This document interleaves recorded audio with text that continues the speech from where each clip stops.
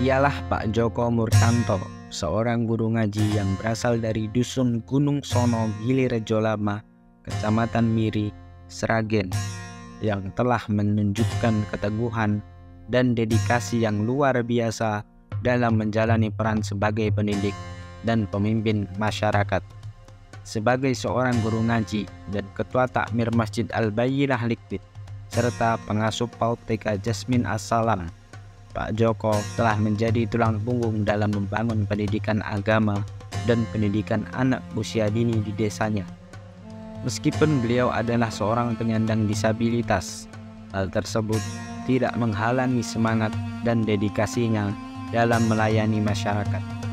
Melalui perjuangan yang penuh kesabaran dan keikhlasan, Pak Joko berhasil membangun masjidnya dengan bantuan dari orang-orang baik yang kini telah menjadi pusat kegiatan keagamaan dan pendidikan di Gunung Sono. Meskipun masih baru, masjid tersebut telah menjadi tempat berkumpul dan belajar bagi masyarakat di sekitarnya. Selama 10 tahun terakhir, Pak Joko telah menjadi panutan dan teladan bagi masyarakatnya dengan mengajarkan nilai-nilai kebaikan, kesederhanaan, dan keikhlasan melalui tindakan dan perilakunya sehari-hari. Meskipun berada di dekat Gunung Gemupus, daerah yang terkenal dengan cerita pesugihan, Pak Joko telah berhasil membangun suasana yang penuh dengan cahaya dan harapan bagi generasi muda di desanya. Kisah ini mengajarkan kita tentang kekuatan kesungguhan dan kebaikan hati dalam menghadapi segala rintangan. Inilah kisah Pak Joko Murtanto. Nama lengkap Joko Murtanto, tapi kalau dipanggil media sosial atau dulu sempat jadi penyiar namanya Jaka Balung. Terus lahir tanggal 1 Agustus 1980. Terus asli saya itu dari Sumberlawang, Sragen. Kalau saya lahir itu prematur. Saya lahir itu hanya 8 ons. Jadi lebih besar gula 1 kilo dibandingkan badan saya. Dan saya nggak bisa membayangkan seandainya ditinggal orang tua gitu, ada kucing atau ada binatang lain gitu, ngambil udah nggak bisa ketemu gitu. Cuman orang tua saya menyadari bahwa memang saya berbeda dengan yang lain, dan upaya orang tua saya itu maksimal. Jadi saya sampai dikasih makanan tambahan, bahkan diterapi. Bapak saya dulu sopir trayekan gitu, ngantar orang ke Solo gitu, sopir kol. Ya kalau dulu GL 300 gitu. Sopir itu ibu jualan di rumah, jualan mie ayam, jualan soto. Salah satu yang membuat saya sampai sekarang bisa seperti ini itu saya dimasukkan orang tua ke YPAC. Walaupun memang sebenarnya orang tua saya merasa berat mau menyerahkan saya ke YPAC untuk sekolah itu sebenarnya juga merasa berat, tapi semua kan demi kemajuan masa depan saya. Dan itu sekarang saya sadari, walaupun dulu memang sempat berpikir kok saya dijauhkan. Saya masuk ke sana itu umur 8 tahun, jadi 8 tahun itu sudah jauh dari orang tua. Terus kemudian, dan kalau pulang itu pas libur aja gitu. Ya, apalagi itu jarak Solo Sumberlawang dulu kan jauh, dan jauh banget. Apalagi dengan kondisi ekonomi orang tua kan belum sebagus sekarang. Jadi ya dijenguk kadang kalau pas ada ini aja, ada uang lebih atau apa. YPAC itu saya masuk 88, keluar itu hampir di tahun 2005 2005 saya baru keluar. TK, SD, SMP itu saya di YPAC, SMA-nya saya di luar di SMA Muhammadiyah 6. Terus sempat kuliah juga di Akademi Seni Desain di ASDI. Ya, angkatan 2006-2007 kayaknya, tapi nggak selesai saya. Sebenarnya kan saya dapat beasiswa dari Asalam. ASDI kan punyanya Asalam, tapi kan beasiswa untuk sekolah dan untuk biaya hidup saya kan harus cari sendiri. Nah, ternyata beban hidup sama kebutuhan hidup sama biaya kuliah ternyata banyak ini. Akhirnya saya memutuskan untuk keluar. Kerja di eksportir mebel di Ngarak-Ngarak. Di sana setahun kayaknya. 2005 ya, 2005. Iya, 2005. Saya di security data. Ya, otodidak saya sebenarnya. Semuanya otodidak nggih. Itu terus habis itu menikah di 2008 saya terus memutuskan untuk menikah.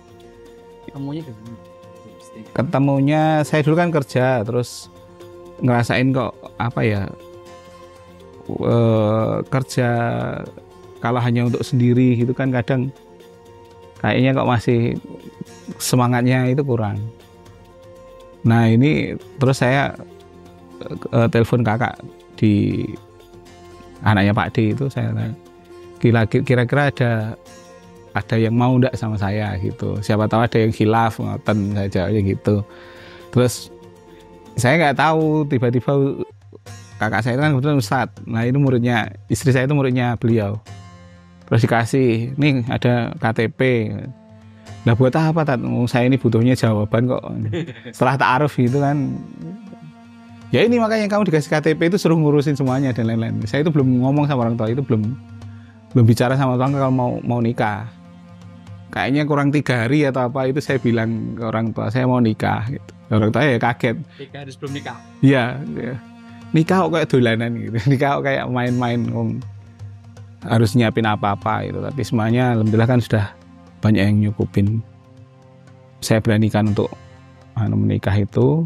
Nah setelah menikah itu saya malah justru keluar, nggak kerja, karena sudah di titik jenuh saya kerja itu. Saya itu kan belum bisa nyaman kerja ikut orang. Sudah berkali-kali saya coba itu, ya karena basicnya itu mungkin ya, karena masih suka semau gue dan lain-lain gitu kan. Terus akhirnya menikah, terus saya malah jobless, nggak punya pekerjaan. Terus bismillah, dulu kan sempat kalau di YPAC itu habis piknik bawa pasir pantai itu loh. Saya sama teman-teman, ini pasirnya diapain ya? Terus saya buat kaligrafi pasirnya, dibuat pasir kaligrafi pasir itu. Terus ada teman, lo tak bantuin marketing gitu. Nah dari situ ngerjain di rumah, itu masih ya alhamdulillah lah. Yaitu saya anggap Gusti Allah itu tidak akan menelantarkan hambanya, yaitu bahwa sebenarnya segala sesuatu itu hanya yakin, nggak mungkin kok Allah itu zalim, nggak mungkin. Jadi setiap kali sampai sekarang pun kuncinya itu membangun apa-apa itu saya nggak pernah memplanning apa-apa, nggak pernah. Jadi mempunyai kegiatan apa-apa nggak pernah saya planning, buat proposal nggak pernah saya dulu. Jarang, pokoknya saya bismillah. Anak-anak itu butuh apa? Bismillah. Mau apa? Bismillah. Terus istri saya, lah ini gimana ya? Terus bismillah wae. Ternyata detik-detik terakhir itu istilahnya sudah antara pasrah dan mau menggerutu gitu, Allah udah ngasih jawaban. Bismillah, ada yang ini aku ada ini teman telepon gitu. Kegiatanmu butuh apa gitu. Alhamdulillah ternyata segala sesuatunya itu dimudahkan. Bahkan sampai bangunan PAUD dan masjid ini, kalau saya prediksi atau saya rencanakan mungkin dengan kondisi keuangan yang seperti sekarang itu saya bisa membangun mungkin 10 tahun atau lebih lah. Mungkin saya baru bisa bangun sekolahnya, belum tentu masjidnya gitu. Tapi qadarullah, ya Allah itu kita nggak minta itu dengar bisikannya kita itu apa yang terlintas aja lah. Kita nggak perlu ngucapin gitu, kalau apa yang terlintas itu seolah-olah apa ya, kita sudah pasrah itu tiba-tiba datang sendiri. Saya nggak nyangka loh tiba-tiba itu Pak Bayu apa, bro aku bisa bantu apa. Lah saya nggak tahu, nek jenengan tanya saya bisa bantu apa banyak, tapi nek jenengan ambil bagian apa monggo, survei aja dulu monggo, main ke sini, ngutus orangnya ke sini, terus dihitung sendiri sama beliau, dibangunkannya tak bangun ke masjid sama anu. Masya Allah.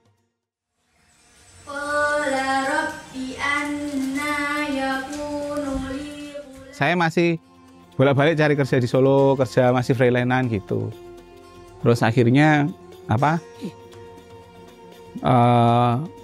Pindah lagi kerja di pondok Sunggingan ini, tempat pondoknya istri saya. Nggak nyaman lagi. Terus akhirnya di sini kebetulan ada bakti sosial dari Asalam itu, bakti santri. Terus saya petakan di sini kok banyak anak-anak yang nggak sekolah. Saya telusuri apa masalahnya gitu, terus ternyata masalah utamanya adalah jarak. Terus ya udah saya buat sekolah sama istri saya, terus apa dibantu salah satu bunda sini. Terus ini apa, belum di sini awalnya, masih pinjem rumah kakak itu, di ruang tamunya kita ngapling 3x8 untuk sekolah itu. Terus lama-lama kok muridnya banyak, saya sudah punya rencana bangun rumah di sini, tapi baru ada temboknya kayaknya, tembok keliling gitu. Terus saya bilang sama teman-teman, ayo saweran gitu, saya bilang saya mau bantu, aku nih muridku tambah banyak, nggak punya gedung. Tiba-tiba itu banyak yang ada yang nggak kenal saya, kadang masuk transferan itu saya nggak kenal, ada yang ngirim 16 juta, ada yang 3 juta, ada yang berapa. Langsung saya belikan untuk atap, untuk ini. Akhirnya seadanya, pintu itu belum dapat. Terus akhirnya dapat listrik juga dari teman-teman itu. Dikasih atap depan ini belum ada pintunya, terus saya bantu pintunya. Banyak saweran gitu. Terus sekolahnya saya pindah di sini. Dari sini terus apa? Saya ngapling cuma satu kamar. Jadi kegiatan saya cuma di kamar itu. Yang lain ini untuk kegiatan. Kalau TPA-nya di sini, di depan. Jadi kalau pas nggak hujan ya di halaman gitu. Ya. Anak-anak sih, kalau saya melihatnya malah sebenarnya asik dulu sebelum punya gedung ya, karena anak-anak kan terbiasa, nggak bisa dibatasi lah. Anak-anak itu suka yang lari ke sana sini gitu. Ya setelah ada gedung mungkin agak bosan gitu. Kadang ya saya bilang gunanya dikasih suruh jalan-jalan aja. Jalan keliling gitu, seneng kan. Besok lagi masuk rame. Terus akhirnya karena guru-gurunya semakin banyak juga, setiap guru itu saya kasih ini sendiri, saya kasih materi sendiri. Jadi ada yang materi apa, sholat, terus ada materi Iqra itu sendiri. Terus yang fikih nisa itu juga saya kasih sendiri untuk anak-anak yang SMP. Nah ini kan kita jagain juga yang anak-anak SMP ini. Kalau udah SMP kan mereka malas untuk TPA, malu lah istilahnya. Nah ini sebelum mereka timbul rasa malunya ini, langsung saya ini pertama dijadikan panitia. Setiap kali ada kegiatan itu dijadikan panitia bayangan. Jadi selain bunda-bundanya yang menyediakan, mereka juga terlibat. Selama-kelamaan panitia kecil kayaknya nanti malah merasa kayak apa ya, mengganggu dan lain-lain.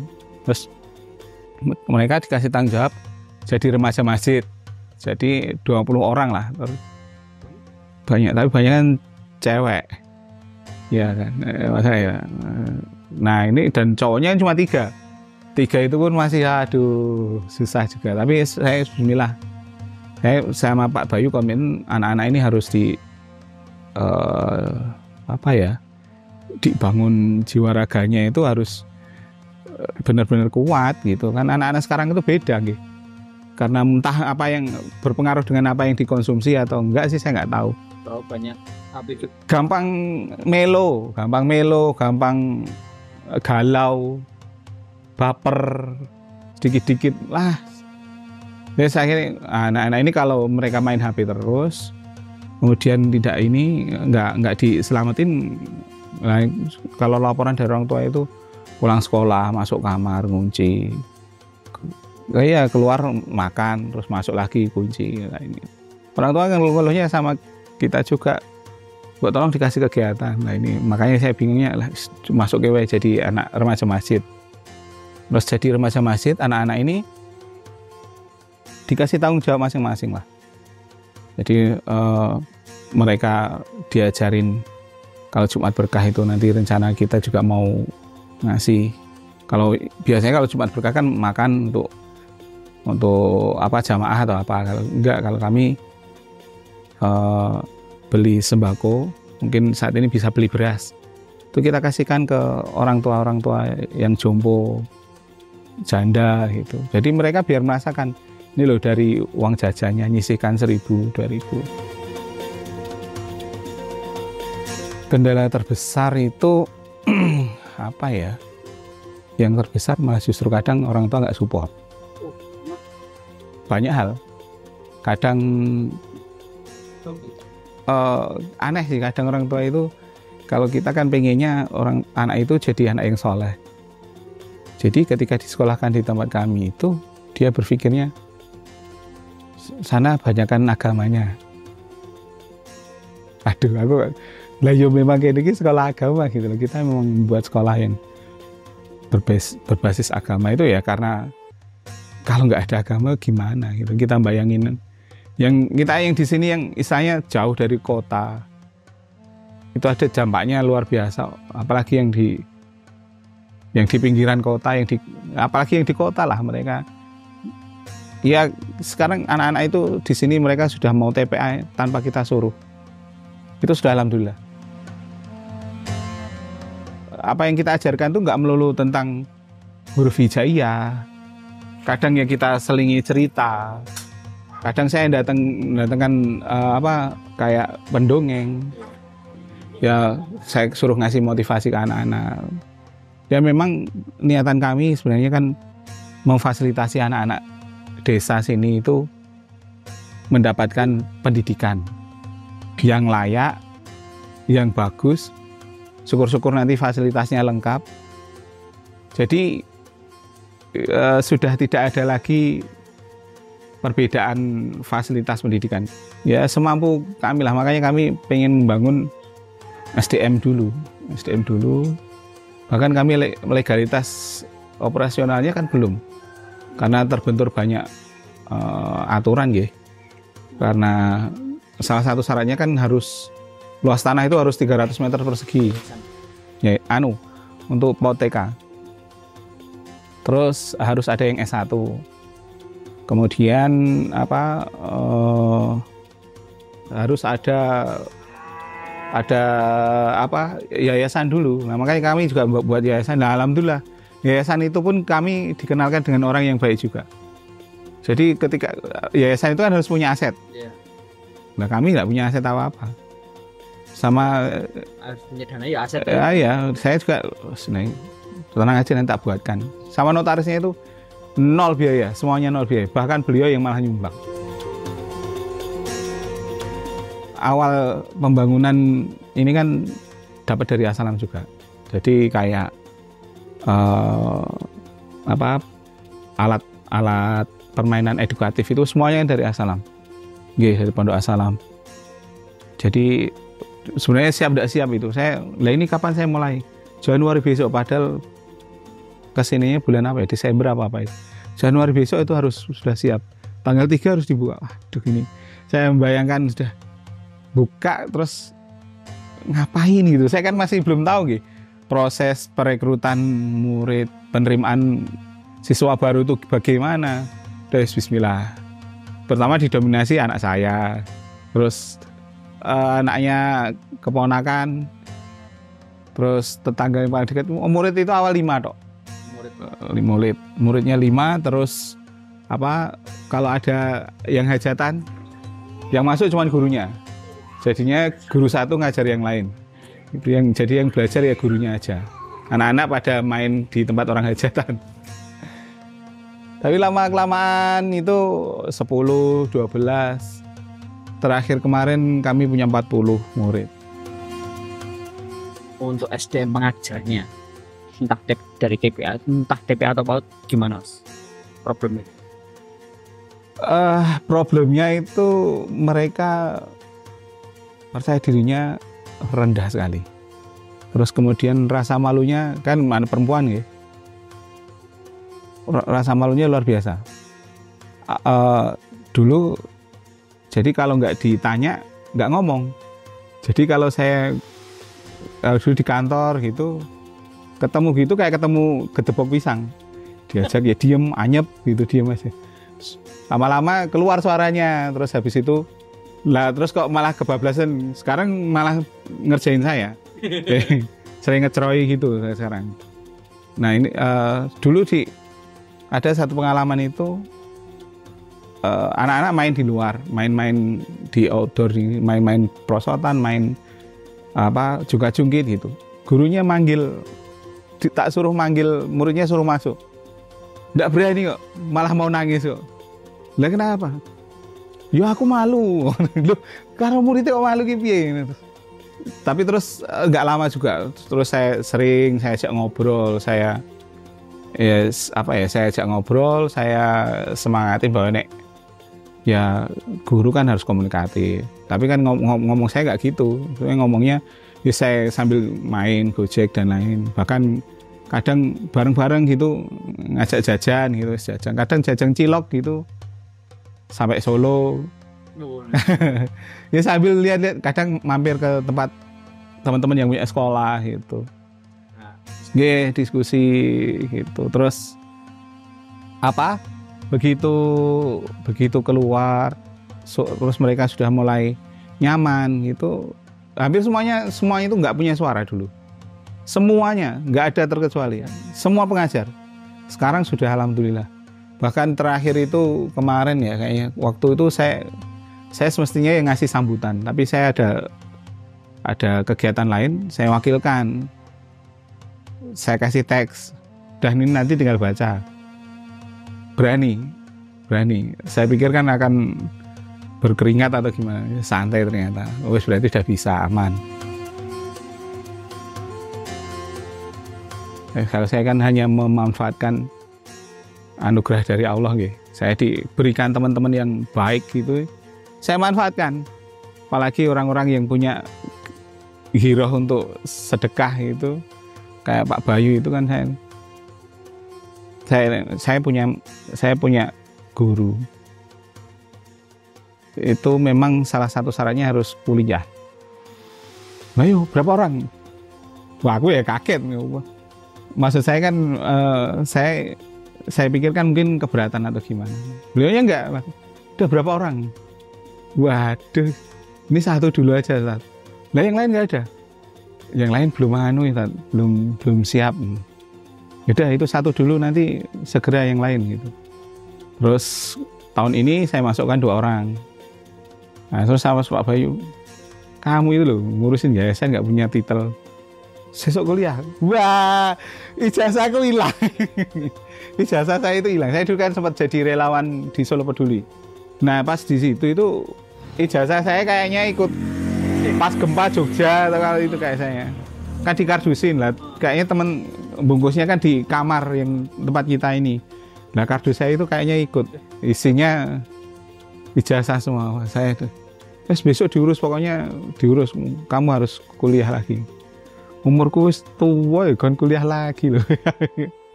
Terus ya nggak tahu lah nanti. Tapi ini saya yang penting anak-anak yang remaja masjid ini kan saya ini kan, kamu kalau mau tergabung di remaja masjid harus benar-benar kamu pengen punya cita-cita apa. Sekarang kamu tancapannya dulu, pengen punya cita apa, sekolah di mana, sak jauh-jauhmu. Kamu tuh mau nggak ada yang nggak mungkin bagi Allah tuh nggak mungkin. Nggak ada yang nggak mungkin. Taruhlah kamu mau sekolah di mana, di Yaman atau mau di Mesir, kamu tinggal ngomong aja wis toh. Pak Joko itu loh nggak pernah ngomong, karena ya meh minta ya malu jadi terlalu banyak ngasih. Kadang Pak Joko cuman ngomong mugo-mugo gitu aja, itu aja sudah digampangkan sama Allah. Apalagi kalian yang masih baru belajar, proses belajar itu mah justru jadi kesayangannya Gusti Allah itu. Kalau saya itu orang yang termasuk orang yang beruntung. Alhamdulillah segala sesuatunya dimudahkan sama Allah. Saya itu sedari SD lah banyak yang bantu. SMP, SMA, kuliah, saya itu dapat kemudahan beasiswa dari orang-orang baik. Kan saya nggak mungkin mendoakan, ya kalau saya ini masih termasuk golongan orang yang soleh, bisa mendoakan, ya kalau doa saya itu bisa diijabah. Walaupun saya yakin tidak akan ada doa yang tertolak, itu nggak terhindar. Dan saya cuma bisa apa ya?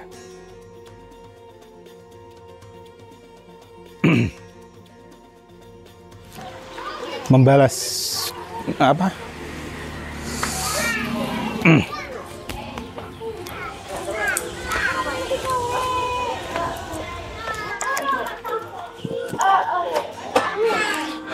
Orang-orang yang membantu saya kan sudah banyak yang tidak ada.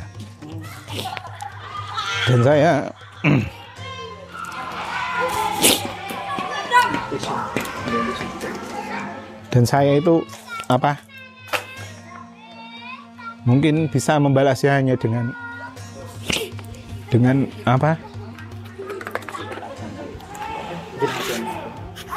Dengan mungkin yang saya lakukan dengan yang ini. Melakukan ini saya niatkan untuk mereka. Untuk apa? Saya berniat semoga ini juga menjadi pahala jariah mereka. Jadi motivasi terbesar sebenarnya itu, bahwa saya sudah nggak punya kesempatan untuk bisa membalas apa kebaikan orang-orang yang sudah baik sama saya. Jadi satu-satunya cara saya harus mempunyai program untuk diri saya. Saya harus punya lembaga sosial yang saya hibahkan hidup saya untuk mereka, untuk pahala untuk mereka-mereka yang sudah baik sama saya, untuk orang-orang yang banyak membantu saya, kayak donatur yang saya nggak tahu namanya siapa, yang sering ngasih saya bahkan tidak kenal, belum pernah bertemu dan lain-lain. Dan saya caranya ya cuma dengan ini, apa yang saya lakukan semoga ini juga menjadi pahala jariah mereka. Jadi sebenarnya lebih ini menjadi ladang dakwah, untuk ladang amal untuk mereka juga. Sebenarnya itu sih motivasi terbesarnya itu. Futur itu kan sebuah keniscayaan ya. Tidak ada sesuatu yang berjalan stagnan atau mau semangat-semangat terus. Ada kalanya juga ya namanya katanya roda itu berputar, katanya gelombang itu naik turun. Kalau saya futur itu saat ya saya tidak bisa memungkiri kadang masih niat itu masih kotor. Kadang sebenarnya kan tidak boleh ketika berniat sudah berazam sudah berniat sungguh-sungguh untuk udah saya pengen membangun ini. Kemudian tiba-tiba dengar selentingan yang nggak mengenakkan, bahkan tidak bisa dipungkiri justru orang terdekat. Yang melemahkan terkadang orang terdekat. Walaupun sebenarnya ada rasa sakit, ada rasa kecewa, ada rasa. Tapi terus selalu saya kembalikan lagi. Kenapa kita kecewa? Nah, yang melakukan semua ini kan bukan kita. Keberhasilan itu kan bukan kita sebenarnya. Apa iya ketika kita bisa istilahnya mengajarkan anak-anak itu untuk bisa paham, bisa baca tulis Al-Quran, bisa membaca huruf abjad, mereka lancar membaca, kan bukan kita. Itu kan kadang kesalahannya kita itu. Ya walaupun itu nggak bisa dipungkiri, kita itu kadang masih memiliki ego. Seolah-olah ini kerja keras kita. Sebenarnya kan bayangkan kalau seandainya Allah itu melepas campur tangannya, mau 2 tahun, 3 tahun ngajarin A, nggak akan mungkin selesai. Kalau Allah nggak ngizinin, udah kamu bisa. Ini jadi pahala. Kita itu sebenarnya tinggal ngelaksanain perkara hasil dan lain-lain. Sebenarnya monggo aja, itu terserah Allah ini. Kadang kan kita mengintervensi Allah, kita mendikte Allah. Ya Allah, aku ini sudah melakukan banyak hal. Tapi kita lupa, yang bisa melakukan itu kan bukan kita. Seolah-olah kita itu sudah melakukan banyak hal. Yaitu, kadang kelemahan kita itu. Kesombongan kita itu. Kita sudah banyak ini. Itu nggak bisa ini. Itu sebuah keniscayaan juga bahwa memang manusia ya tempatnya itu. Ya kebalikan niat. Karena kita itu kadang seolah-olah sudah melampaui wewenangnya Gusti Allah, melampaui wewenangnya Allah itu bahwa ini kaplingan dakwah ini saya sudah bisa taklukkan. Tapi kalau Gusti Allah itu seandainya Gusti Allah sedikit aja berhenti, tidak memperhatikan kita lah. Sehari kita didiamkan Gusti Allah tanpa bete kita sehari. Mungkin malah kita bisa istilahnya ngadepin masalah yang berat, ngadepi kekurangan beras, kekurangan lain itu. Kalau Gusti Allah nggak ngasih kasih sayangnya, rahmatnya itu nggak mungkin lah kita itu bisa bangun pagi seger. Kita jadi muslim yang hatinya benar-benar tangguh itu kan kalau nggak ada Gusti Allah nggak mungkin. Jadi kalau saya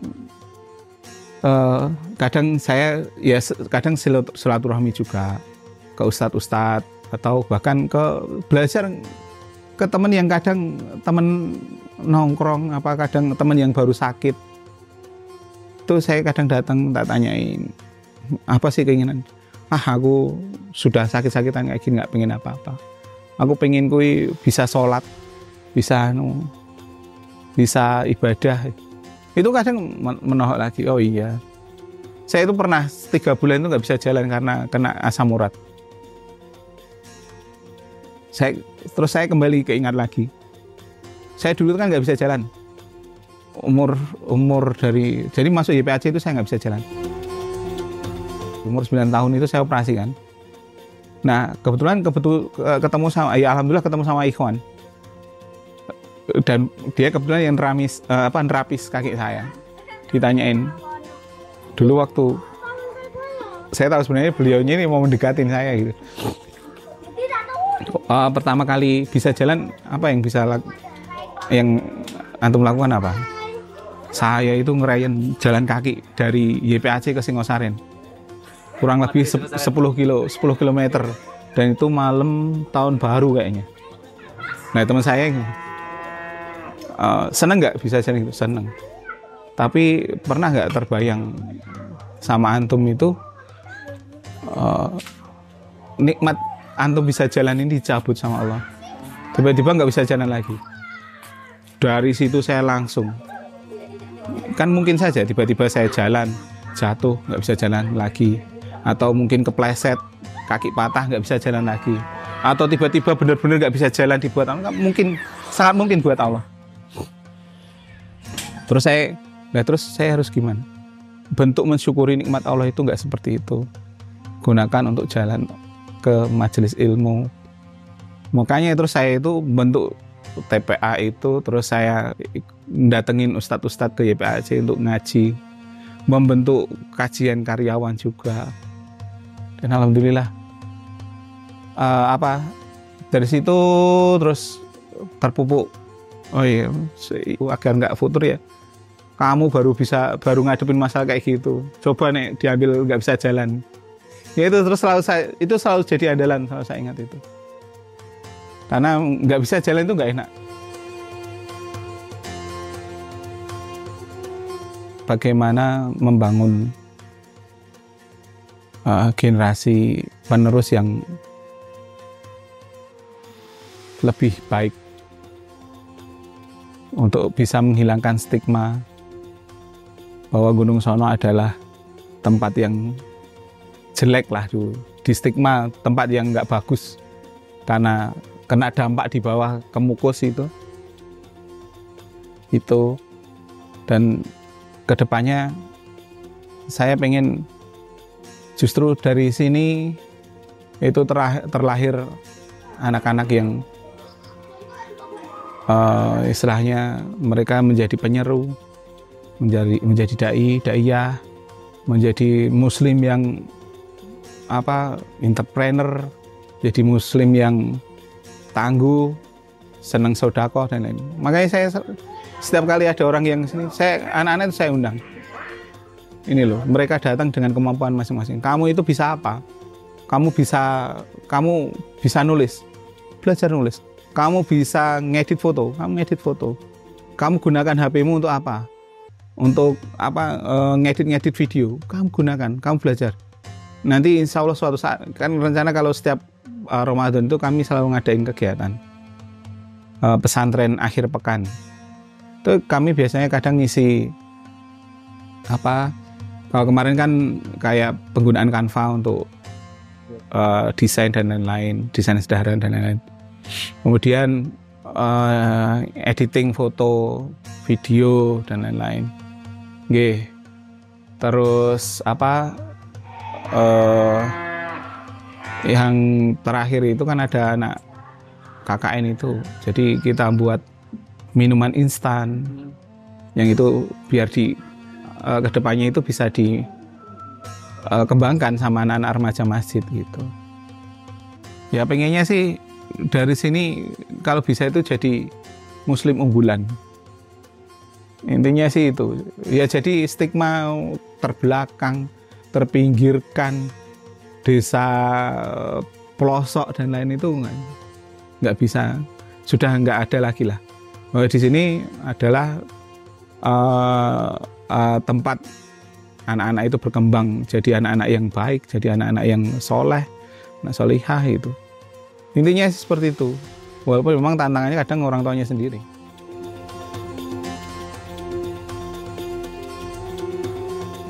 Tanggung jawab menyeru, mengajarkan, mendidik itu bukan tanggung jawab seorang guru, tapi tanggung jawab semua muslim dengan segala kemampuan yang mereka miliki. Apapun yang diajarkan selama itu berada di track yang Gusti Allah tentukan sesuai dengan syariat Allah, ya monggo.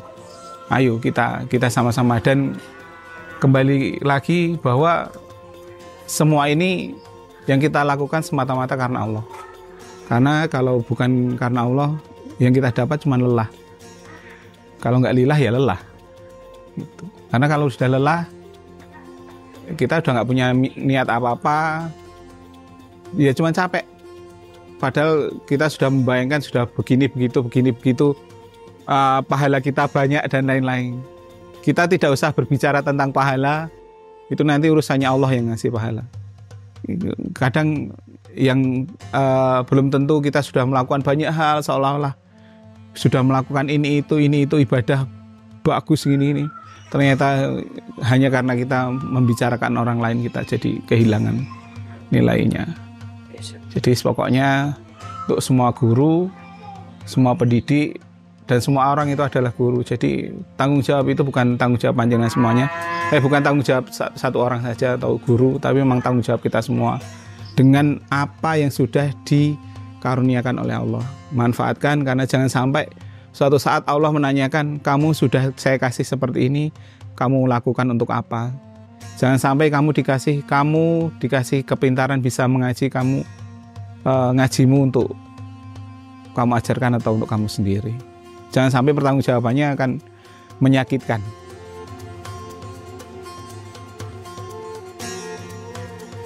Dulu waktu sebelum ketemu udah dikasih tahu semua bahwasanya ada seorang ikhwan yang beliaunya seorang difabel dan tangan kakinya juga nggak sempurna, terus juga beliaunya tidak bisa naik sepeda. Pokoknya semua yang ada di diri Mas Joko itu semua benar-benar dikasih tahu. Ya karena sudah saya niatkan untuk Allah kan saya nikah itu karena bahasanya dulu kenapa saya mau, karena saya berpikirnya begini, ketika seseorang itu dengan keterbatasan dan dia masih mencintai Allah dan dia masih menghargai dirinya, berarti dia itu orang yang hebat. Paling enggak dia mau, apalagi kan beliau Mas Joko itu kan banyak kegiatannya, terus dia di sosial. Walaupun dulu saya belum begitu tahu, cuman dari dia mau maaf loh ya kasarannya, nggak minta-minta di jalan itu udah nilai sangat bagus banget gitu buat saya. Dulu kan karena ya sini tuh kan banyak sih mayoritasnya Islam, tapi TPA itu naik turun gitu loh. Jadi ketika kita menurut Mas Joko itu bahwasanya yang harus mengajar itu laki-laki, bapak-bapak, karena banyak. Kenapa kamu harus terjun kan begitu? Tapi kan dengan begitu banyak pertimbangan, saya gini jawabnya, memang semuanya itu adalah kebanyakan Islam di sini itu. Cuman ketika kita walaupun perempuan kita juga harus memulainya, karena kalau ketika kita tidak memulai walaupun kita perempuan kan ya semua orang Islam yang di sini, orang Muslim di sini kan juga dosa. Apalagi di sini maaf dengan begitu banyak cerita yang nggak bagus lah tentang Gemukus dan imbasnya ke Gunung Sono. Apalagi saya kan warga sini, saya tahu dulu tahunya saya kan juga desa saya menyenangkan, masih asik dan sebagainya karena kita yang belajar TPA bareng sama teman-teman. Cuman ketika saya pulang dari sekolah, waktu di angkutan itu ditanyain sama ibu-ibu, Mbak rumahnya mana kan gitu. Rumahnya Gunung Sono Bu. Lah ibunya dengan spontan dengan wajah sing enggak malah Gunung Sono atau Mbak? Nggih Bu. Lah dalam hati saya gini, wah berarti ini bagus ini karena menurut saya kan gitu. Ternyata Gunung Sono itu kalau ada orang-orang mencuri suka ke sana, dalam perempuannya banyak dalam konteksnya suka ke Gunung Kemus. Lah itu saya kayak saya terpukul sebegitunya kan, maksudnya desa saya itu nggak ada baik-baiknya di mata mereka kan gitu. Ya dari itu makanya ya dulu cuma kayak ya saya nggak tahu kalau saya akan bisa seperti ini kan gitu. Kalau PAUD itu saya dulu waktu masih sekolah tuh cita-cita dalam hati pengen paling nggak kan saya kalau nggak ngajar PAUD sama TK cuman ya pengen TPA lagi. Tapi kan dulu kan saya langsung nikah dan itu ya cuma dalam hati. Cuman akhirnya pas ini ada tawaran dari homestay dari Assalam itu, dan itu kan juga ibu angkatnya Pak Joko. Sadahnya menawarin bahwasanya di sini tuh jauh dari jangkauan PAUD-nya sama TK-nya, eman-eman banget sama anak-anaknya kan gitu. Lah itu saya juga sama Mas Joko, saya kan basicnya bukan seorang guru, apalagi saya cuma seorang ibu rumah tangga dan waktu itu saya masih kerja di toko. Itu dulu kan saya udah ngajar TPA dulu, tapi kan karena memang ekonomi masih naik turun, saya harus membantu ekonomi suami. Jadi saya juga izin sama beliau, saya pengen kerja. Tapi saya insya Allah tidak nggak tidur di tempat kerja, saya tetap tanggung jawab pulang karena nggih Mas Joko kadang kan ya di rumah agak lama kan gitu, kadang ya kerjanya pulangnya nggak setiap hari. Terus saya waktu mau masuk di pekerjaan itu tempat itu saya udah izin, saya minta waktu itu kan nggak ada liburnya Tata itu, bahwasanya saya minta hari Selasa itu saya mintanya setengah hari, boleh apa enggak kan gitu. Kalau bisa ya saya hari Selasa itu, karena memang TPK-nya saya tidak mau sampai ketika saya kerja terus TPK-nya ini kan berhenti. Dan waktu itu kan juga ada seorang mbaknya yang dari desa yang ikut ngajar, cuma kan saya juga kasihan karena waktu ya anaknya juga banyak juga. Nah, alhamdulillahnya itu sama yang punya bos saya itu diizinin. Tak ditanya itu tadi alasannya apa, saya bilang alasannya karena saya ngajar TPA. Waktu dulu tuh ya banyak sih Mas, karena memang anak-anak itu kan seneng ketika kita ngumpul bareng itu, aslinya anak sini seneng banget, mereka kayak merindukan gitu loh, kayak pengen bareng-bareng. Jadi anak-anak sini kan bukan kayak orang kota ya Tat, pulang udah pegang gadget terus main-main kemana, ke mall. Tapi kan anak sini kan cuma main, kadang bantuin orang tuanya gembala kambing, ada yang bantuin tani, ada yang anak usia SD itu udah cari ikan Tat, bantuin ibunya untuk bantuin orang tuanya gitu. Jadi ketika ngumpul ada TPK itu mereka seneng banget, yang penting ngumpul gitu.